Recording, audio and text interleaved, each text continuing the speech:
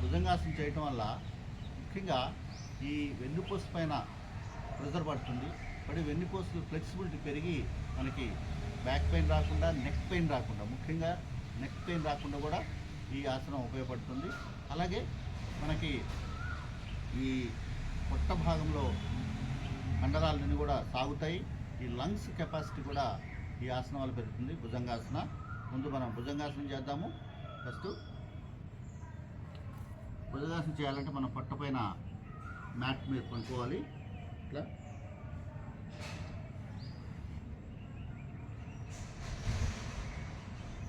ఇలా మ్యాట్ మీద పడుకున్న తర్వాత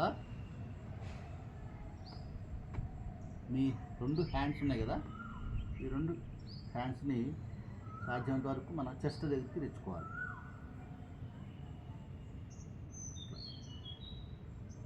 తెచ్చుకున్నాక స్లోగా, అంటే మన బరువు అనేది, వెయిట్ అనేది చేతుల పైన ఉండకూడదు, జస్ట్ అట్లా ఆనించాలంటే మన హెడ్ని పైకి లేపాలి. ఎంతవరకు లేపాలి అంతవరకు లేపాలి. స్లోగా up up up up up అట్లా ఒక 10 సెకండ్స్ హోల్డ్ చేయండి.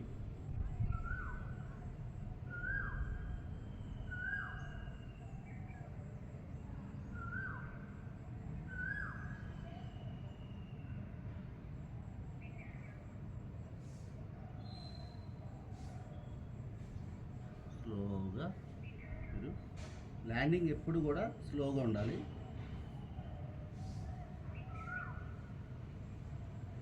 ఇది భుజంగాసన. సో ఇప్పుడు మనం ఇంకో ఆసనం చేయబోతున్నాం, శలభాసన. శలభాసనం వల్ల కూడా మనకి ఈ స్కయాటికా పెయిన్ తగ్గుతుంది. అలాగే థైస్ దగ్గర ఉన్న ఫ్యాట్ తగ్గుతుంది. ముఖ్యంగా కాళ్ళ వాపులు రాకుండా, ముఖ్యంగా పాదాలకి, అలాగే మడమల దగ్గర కూడా బ్లడ్ సర్క్యులేషన్ బాగా పెరుగుతుంది.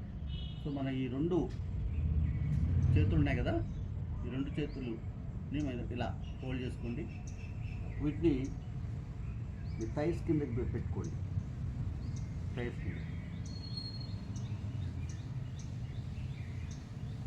సో థైస్ కింద పెట్టుకున్న తర్వాత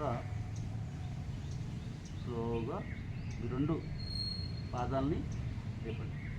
మన చిన్ భాగం మన మ్యాట్కి ఆనుకొని ఉండాలి.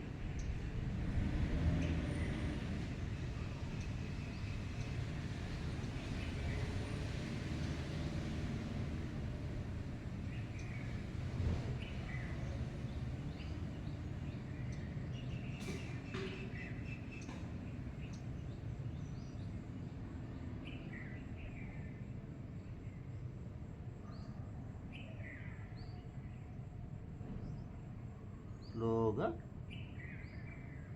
మోకాళ్ళు వెనుకబడుతూ ఒకసారి ట్రై చేద్దాం.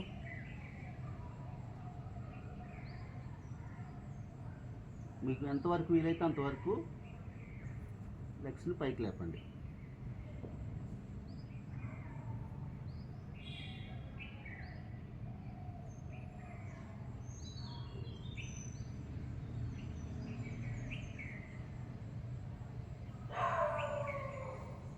స్లోగా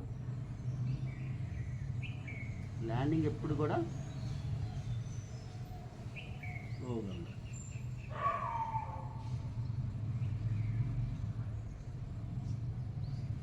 చూసారు కదా, భుజంగాసన అలాగే శలభాసన, ఈ 2 ఆసనాలు కూడా ముఖ్యంగా అద్భుతంగా పనిచేస్తాయి. ముఖ్యంగా వెన్నుపూస దృఢంగా తయారటానికి, అలాగే మనకి షోల్డర్స్ భాగంలో, అలాగే నెక్ భాగంలో ఫ్లెక్సిబిలిటీ బాగా పెరుగుతుంది.